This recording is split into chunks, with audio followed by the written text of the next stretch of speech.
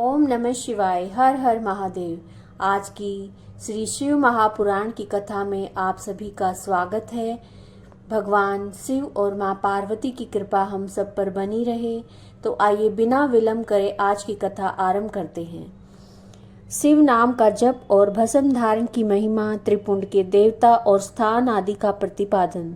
ऋषि बोले, महाभाग व्यास शिष्य सूत जी, आपको नमस्कार है। अब आप उस परम उत्तम भस्म महात्म का वर्णन कीजिए। भस्म महात्म, रुद्राक्ष महात्म और उत्तम नाम महात्म, इन तीनों का परम प्रसन्नता पूर्वक प्रतिपादन कीजिए और हमारे हृदय को आनंद दीजिए। सूत जी ने कहा, महर्षियों, आपने बहुत उत्तम बात पूछी है। ये समस्त लोगों के लिए हितकारक विषय है। जो लोग भगवान शिव की उपासना करते हैं वे धन्य हैं, कृतार्थ हैं। उनका देह धारण करना सफल है और उनके समस्त कुल का उद्धार हो गया। जिनके मुख में भगवान शिव का नाम है, जो अपने मुख से सदाशिव और शिव इत्यादि नामों का उच्चारण करते रहते हैं, पाप उनका उसी तरह स्पर्श नहीं करते जैसे खदिर वृक्ष के अंगार को छूने का साहस कोई प्राणी नहीं कर सकते। हे श्री शिव, आपको नमस्कार है। श्री शिवाय नमस्तुभ्यम। ऐसी बात जब मुंह से निकलती है तब वह मुख समस्त पापों का विनाश करने वाला पावन तीर्थ बन जाता है। जो मनुष्य प्रसन्नतापूर्वक उस मुख का दर्शन करता है उसे निश्चय ही तीर्थ सेवन जनित फल प्राप्त होता है। ब्राह्मणों, शिव का नाम, विभूति, भस्म और रुद्राक्ष तीनों त्रिवेणी के समान परम पुण्य में माने गए हैं। जहाँ ये तीनों शुभतर वस्तुएं सर्वदा रहती हैं, उसके दर्शन मात्र से मनुष्य त्रिवेणी स्नान का फल पा लेता है। भगवान शिव का नाम गंगा है, विभूति यमुना मानी गई है, रुद्राक्ष को सरस्वती कहा गया है। इन तीनों की संयुक्त त्रिवेणी समस्त पापों का नाश करने वाली है। श्रेष्ठ ब्राह्मणों, इन तीनों की महिमा को सदलक्षण भगवान महेश्वर के बिना दूसरा कौन भली भांति जानता है। इस ब्रह्मांड में जो कुछ है वो सब कुछ केवल महेश्वर ही जानते हैं। विप्रगण, मैं अपनी श्रद्धा और भक्ति के अनुसार संक्षेप से भगवान नामों की महिमा का कुछ वर्णन करता हूँ। तुम सब लोग प्रेम से सुनो। ये नाम महात्म समस्त पापों को हर लेने वाला सर्वोत्तम साधन है। शिव इस नाम रूपी दावानल से महान पातक रूपी पर्वत अनायास ही भस्म हो जाता है। यह सत्य है, इसमें संशय नहीं है। शौनक, पाप मूलक जो नाना प्रकार के दुख हैं वे एकमात्र शिव नाम से ही नष्ट होने वाले हैं। दूसरे साधनों से संपूर्ण यत्न करने पर भी पूर्णतया नष्ट नहीं होते। जो मनुष्य इस भूतल पर सदा भगवान शिव के नामों के जप में लगा हुआ है वह वेदों का ज्ञाता है, पुण्यात्मा है, वह धन्यवाद का पात्र है और विद्वान माना गया है। मुने, जिनका शिव नाम जप में विश्वास है, उनके द्वारा आचरित नाना प्रकार के धर्म तत्काल फल देने के लिए उत्सुक हो जाते हैं। महर्षि, भगवान शिव के नाम से जितने पाप नष्ट होते हैं उतने पाप मनुष्य इस भूतल पर कर ही नहीं सकते। जो शिव नाम रूपी नौका पर आरूढ़ हो संसार रूपी समुद्र को पार करते हैं, उनके जन्म मरण रूप संसार के मूलभूत वे सारे पाप निश्चय ही नष्ट हो जाते हैं। महामुने, संसार के मूलभूत पातक रूपी पापों का शिव नाम रूपी कुठार से निश्चय ही नाश हो जाता है। जो पाप रूपी दावानल से पीड़ित है उन्हें शिव नाम रूपी अमृत का पान करना चाहिए। पापों के दावानल से दग्ध होने वाले लोगों को उस शिव नाम अमृत के बिना शांति नहीं मिल सकती। जो शिव नाम रूपी सुधा की वृष्टि जनित धारा में गोते लगा रहे हैं वे संसार रूपी दावानल के बीच में खड़े हो जाने पर भी कदापि शोक के भागी नहीं होते। जिन महात्माओं के मन में शिव नाम के प्रति बड़ी भारी भक्ति है ऐसे लोगों की सहसा सर्वथा मुक्ति होती है। मुनीश्वर, जिसने अनेक जन्मों तक तपस्या की है उसी को शिव नाम के प्रति भक्ति होती है जो समस्त पापों का नाश करने वाली है। जिसके मन में भगवान शिव के नाम के प्रति कभी खंडित न होने वाली असाधारण भक्ति प्रकट हुई है उसी के लिए मोक्ष सुलभ है, ये मेरा मत है। जो अनेक पाप करके भी भगवान शिव के नाम जप में आदर पूर्वक लग गया है वह समस्त पापों से मुक्त हो गया है, इसमें संशय नहीं है। जैसे वन में दावानल से दग्ध हुए वृक्ष भस्म हो जाते हैं, उसी प्रकार शिव नाम रूपी दावानल से दग्ध होकर उस समय तक के सारे पाप भस्म हो जाते हैं। शौनक जिसके अंग नित्य भस्म लगाने से पवित्र हो गए हैं, जो शिव नाम जप का आदर करने लगा है, वह घोर संसार सागर को भी पार कर लेता है। संपूर्ण वेदों का अवलोकन करके पूर्ववर्ती महर्षियों ने यही निश्चित किया है कि भगवान शिव के नाम का जप संसार सागर को पार करने के लिए सर्वोत्तम उपाय है। मुनिवरों, अधिक कहने से क्या लाभ। मैं शिव नाम के सर्व पापहारी महात्म का एक ही श्लोक में वर्णन करता हूँ।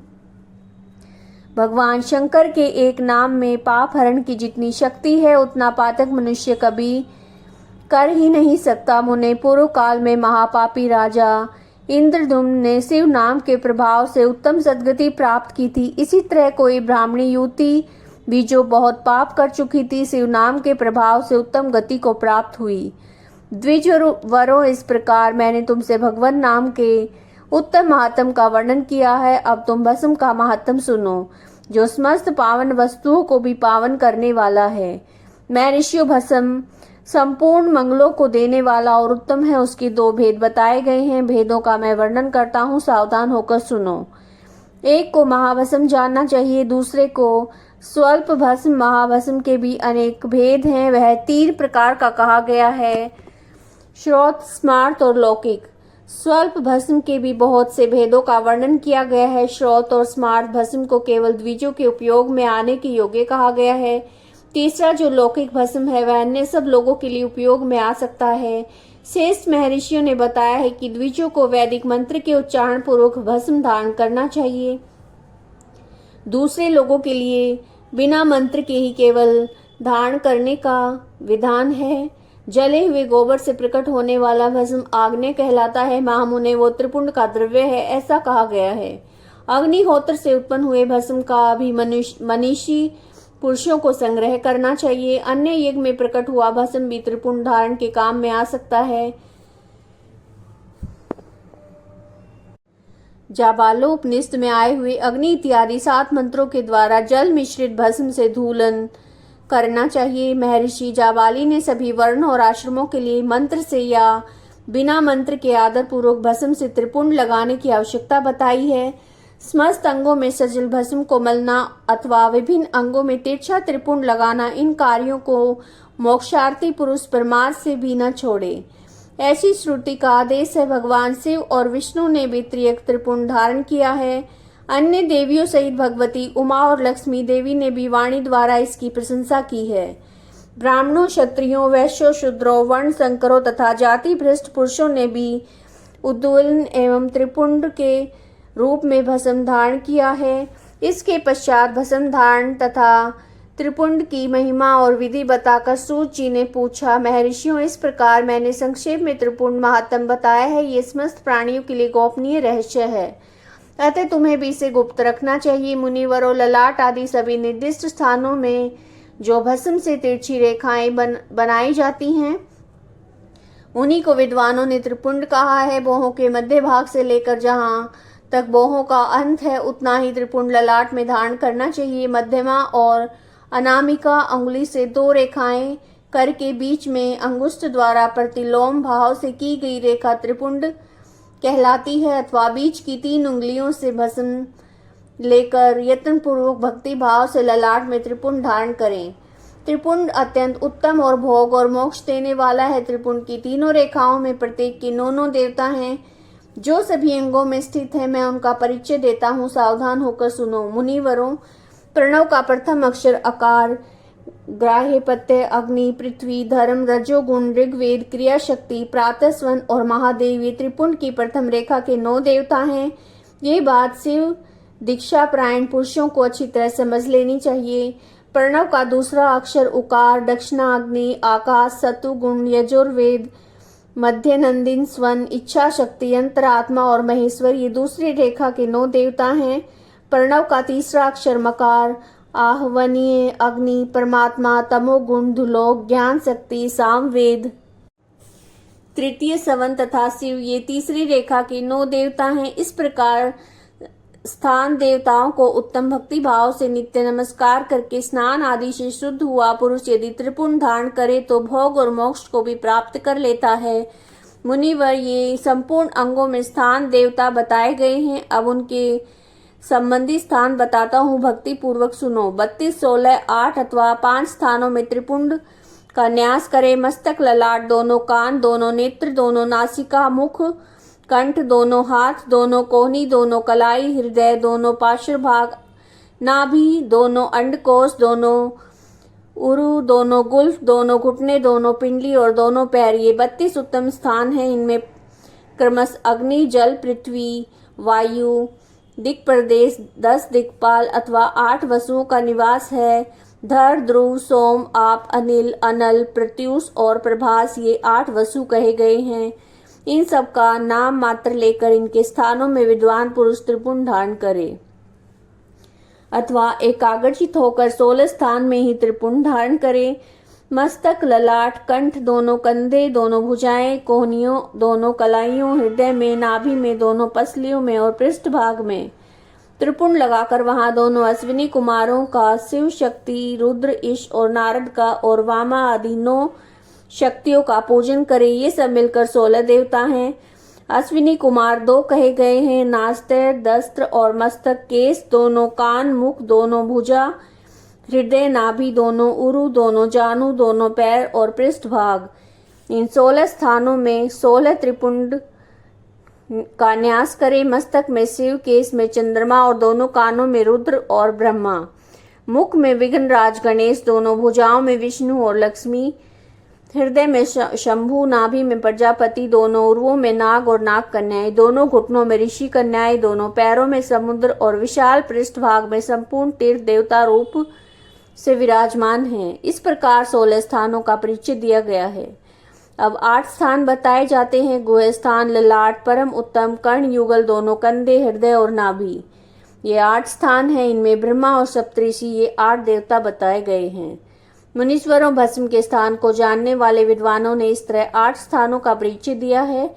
अथवा मस्तक, दोनों भुजाएं, हृदय, नाभि, इन 5 स्थानों को भस्म वेता पुरुषों ने भस्म धारण के योग्य बताया है।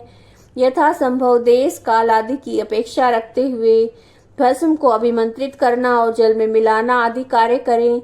यदि उद्दूलन में भी असमर्थ हो तो त्रिपुंड आदि लगाए। त्रिनेत्रधारी, तीनों गुणों के आधार तथा तीनों देवताओं के जनक भगवान शिव का स्मरण करते हुए नमः शिवाय कहकर ललाट में त्रिपुंड लगाए। ईशाभ्याम नमः ऐसा कहकर दोनों पार्श्वभाग में त्रिपुंड लगाए। बीजाभ्याम नमः बोलकर दोनों कलाइयों में भस्म लगाए। पित्राभ्याम नमः कहकर नीचे के अंग में, उमेशाभ्याम नमः कहकर ऊपर के अंग में, भीमाय नमः कहकर पीठ में और सिर के पिछले भाग में त्रिपुंड लगाना चाहिए। रुद्राक्ष धारण की महिमा और उसके विविध भेदों का वर्णन। सूत जी कहते हैं, महाप्राग महामते शिव रूप शौनक। अब मैं संक्षेप से रुद्राक्ष का महात्म बता रहा हूँ, सुनो।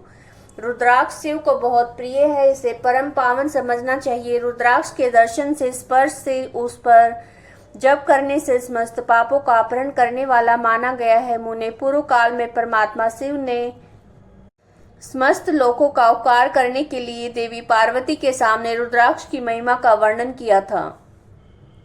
भगवान शिव बोले, महेश्वरी शिवे, मैं तुम्हारे प्रेमवश भक्तों के हित की कामना से रुद्राक्ष की महिमा का वर्णन करता हूँ, सुनो। महेशानी, पूर्व काल की बात है। मैं मन को संयम में रखकर हजारों दिव्य वर्षों तक घोर तपस्या में लगा रहा। एक दिन सहसा मेरा मन शुद्ध हो उठा। परमेश्वरी, मैं संपूर्ण लोकों का उपकार करने वाला स्वतंत्र परमेश्वर हूँ। अतः उस समय मैंने लीलावश अपने ही नेत्र खोले। खोलते ही मेरे मनोहर नेत्रपुटों से जल की बूंदें गिरी। आंसू की उन बूंदों से रुद्राक्ष नामक वृक्ष पैदा हो गया।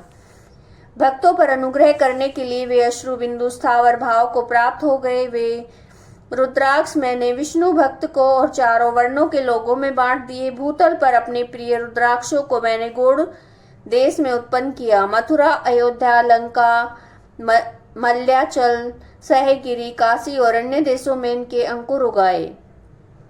वे उत्तम रुद्राक्ष ऐसे ये पाप समूह का भेदन करने वाले तथा श्रुतियों के भी प्रेरक है। मेरी आज्ञा से वे ब्राह्मण, क्षत्रिय, वैश्य, शूद्र जाति के भेद से इस भूतल पर प्रकट हुए। रुद्राक्षों की ही जाति के शुभाक्ष भी हैं। उन ब्राह्मण आदि जाति वाले रुद्राक्षों के वर्ण श्वेत, रक्त, पीत तथा कृष्ण जानने चाहिए। मनुष्य को चाहिए कि वे क्रमश वर्ण के अनुसार अपनी जाति का रुद्राक्ष धारण करें। भोग और मोक्ष की इच्छा रखने वाले चारों वर्ण के लोग और विशेष शिव भक्तों को शिव पार्वती की प्रसन्नता के लिए रुद्राक्ष के फलों को अवश्य धारण करना चाहिए। आंवले के फल के बराबर जो रुद्राक्ष है वो श्रेष्ठ बताया गया है। जो बेर के फल के बराबर हो उसे मध्यम श्रेणी का कहा गया है। जो अनेक चने के बराबर हो उसकी गणना निम्न कोटि की कही गई है। अब इसकी उत्तमता परखने की दूसरी उत्तम प्रक्रिया बताई जाती है। इसे बताने का उद्देश्य है भक्तों की हित कामना। पार्वती, तुम भली भांति प्रेम पूर्वक इस विषय को सुनो। महेश्वरी, जो रुद्राक्ष बेर के फल के बराबर होता है वो उतना छोटा होने पर भी लोक में उत्तम फल देने वाला, सुख सौभाग्य की वृद्धि करने वाला होता है। जो रुद्राक्ष आंवले के फल के बराबर होता है वो समस्त अरिष्टों का विनाश करने वाला होता है। जो गुंजा फल के समान बहुत छोटा होता है संपूर्ण मनोरथ और फलों की सिद्धि करने वाला होता है। रुद्राक्ष जैसे जैसे छोटा होता है वैसे वैसे अधिक फल देने वाला होता है। एक एक बड़े रुद्राक्ष से एक एक छोटे रुद्राक्ष को विद्वानों ने 10 गुना अधिक फल देने वाला बताया है। पापों का नाश करने के लिए रुद्राक्ष धारण आवश्यक बताया गया है। वह निश्चय ही संपूर्ण अभीष्ट मनोरथों का साधक है, अतः अवश्य उसे धारण करना चाहिए। परमेश्वरी लोक में मंगल में रुद्राक्ष जैसा फल देने वाला देखा जाता है वैसे फलदायिनी दूसरी कोई माला नहीं दिखाई देती। देवी, समान आकार वाले, चिकने, मजबूत, स्थूल, कंटक युक्त, उभरे हुए छोटे छोटे दानों वाले और सुंदर रुद्राक्ष अभिलषित पदार्थों के दाता और सदैव भोग और मोक्ष देने वाले हैं। जिसे कीड़ों ने दूषित कर दिया हो, जो टूटा फूटा हो, जिसमें उभरे हुए दाने ना हो, जो वर्ण युक्त हो तथा जो पूरा पूरा गोल ना हो, इन 5 प्रकार के रुद्राक्षों को त्याग देना चाहिए। जिस रुद्राक्ष में अपने आप डोरा पिरोने योग्य छिद्र हो गया हो वही उत्तम बताया गया है। जिसमें मनुष्य के प्रयत्न से छेद किया गया है वो मध्यम श्रेणी का है। रुद्राक्ष धारण बड़े बड़े पातकों का नाश करने वाला है। इस जगत में 1100 रुद्राक्ष धारण करके मनुष्य जिस फल को पाता है उसका वर्णन सैकड़ों वर्षों में भी नहीं किया जा सकता। शक्तिमान पुरुष 550 रुद्राक्ष के दानों का सुंदर मुकुट बना ले और उसे सिर पर धारण करे। 360 दानों का लंबे सूत्र में पिरोकर एक हार बना ले। वैसे वैसे 3 हार बनाकर भक्ति प्रायण पुरुष उनका यज्ञोपवीत तैयार करे और उसे यथास्थान धारण किए रहे। इसके बाद किस अंग में कितने रुद्राक्ष धारण करने चाहिए ये बताकर सूची बोले, महर्षियों, सिर पर ईशान मंत्र से, कान में तत्पुरुष मंत्र से, गले और हृदय में अघोर मंत्र से रुद्राक्ष धारण करना चाहिए। विद्वान पुरुष दोनों हाथों में अघोर बीज मंत्र से रुद्राक्ष धारण करे। उदर पर वामदेव मंत्र से 15 रुद्राक्षों द्वारा गुथी हुई माला धारण करे अथवा अंगों सहित प्रणव का 5 बार जप करके रुद्राक्ष की 3, 5 या 7 मालाएं धारण करे। मूल मंत्र नमः शिवाय से समस्त रुद्राक्षों को धारण करे। रुद्राक्षधारी पुरुष अपने खान पान में मधुरा, मांस, लहसुन, प्याज, सहीजन, लिसोड़ा आदि को त्याग दे। गिरिराज नंदिनी उमे श्वेत रुद्राक्ष केवल ब्राह्मणों को धारण करना चाहिए। गहरे लाल रंग का रुद्राक्ष क्षत्रियों के लिए हितकर बताया गया है। वैश्यों के लिए प्रतिदिन बारंबार पीले रुद्राक्ष को धारण करना आवश्यक है और शूद्रों को काले रंग का रुद्राक्ष धारण करना चाहिए। ये वेदोक्त मार्ग है। ब्रह्मचारी, वानप्रस्थ, गृहस्थ और सन्यासी सबको नियम पूर्वक रुद्राक्ष धारण करना उचित है।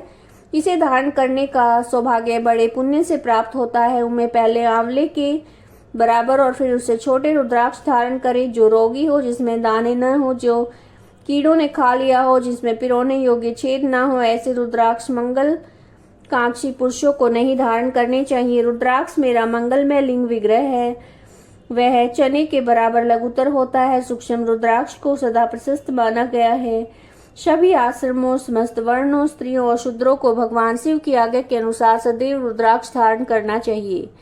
यतियों के लिए प्रणव के उच्चारण पूर्वक रुद्राक्ष धारण का विधान है। जिसके ललाट में त्रिपुंड लगा हो, सभी अंग रुद्राक्ष से विभूषित हों, जो मृत्युंजय मंत्र का जप कर रहा हो उसका दर्शन करने से साक्षात रुद्र के दर्शन का फल प्राप्त होता है। पार्वती रुद्राक्ष अनेक प्रकार के बताए गए हैं। मैं उनके भेदों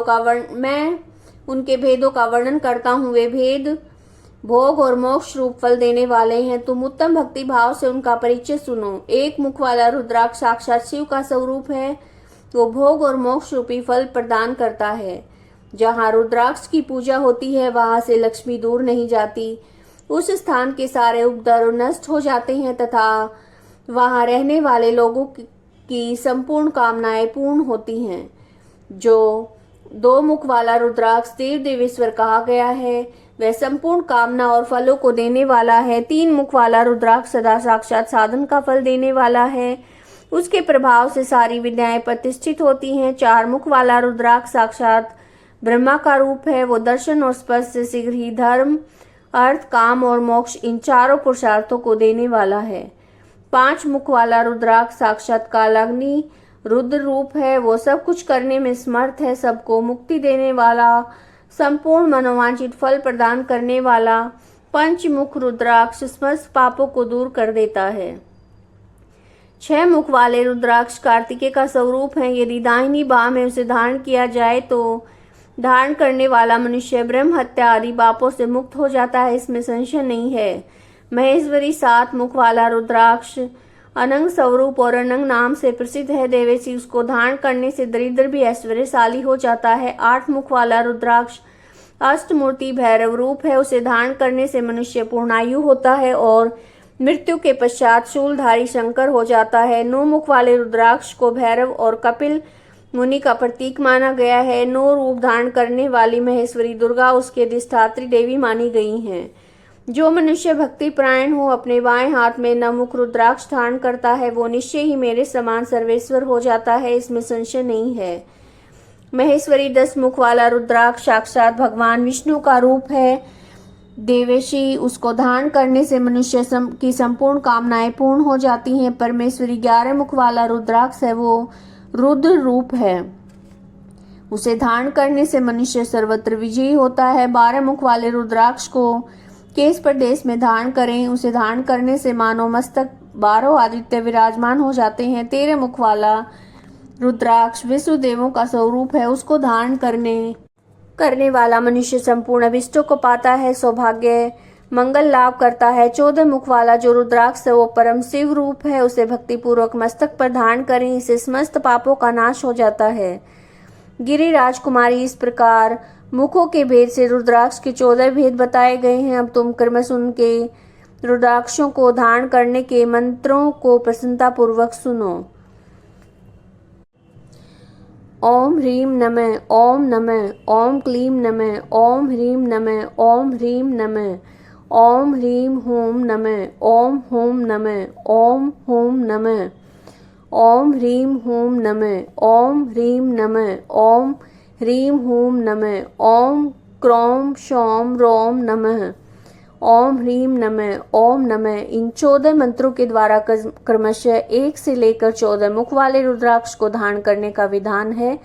साधक को चाहिए कि वो निद्रा और आलस्य का त्याग करके श्रद्धा भक्ति से संपन्न होकर संपूर्ण मनोरथों की सिद्धि के लिए उक्त मंत्रों के द्वारा उन रुद्राक्षों को धारण करे। रुद्राक्ष की माला धारण करने वाले पुरुष को देखकर भूत प्रेत पिशाच डाकिनी शाकिनी और अन्य द्रोहकारी राक्षस आदि हैं वे सब के सब दूर भाग जाते हैं। जो कृत्रिम अभिचार आदि प्रयुक्त होते हैं वे सब रुद्राक्षधारी को देखकर सशंग होकर खिसक जाते हैं। पार्वती रुद्राक्ष मालाधारी पुरुष को देखकर मैं शिव भगवान विष्णु देवी दुर्गा गणेश सूर्य और अन्य देवता भी प्रसन्न हो जाते हैं।